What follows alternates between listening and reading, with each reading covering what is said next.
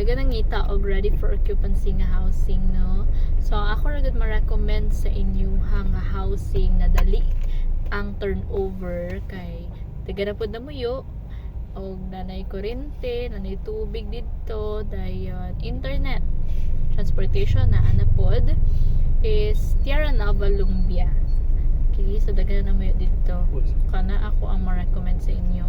Ang isa pod na dali ra po na turnover is Tierra Nova Opol. So sa tanan housing diri sa Cagayan de Oro and Miss Or, kaning duha ang ako ang ma-recommend sa inyo nga kung nagdali na gud mo og balhin. Labi na kung nagrenta mo or nakipuyo ra mo o gusto na gud mo magbalhin og balay. So kanya ako ma-recommend sa inyo ha. So hulog na ni siya rent to own.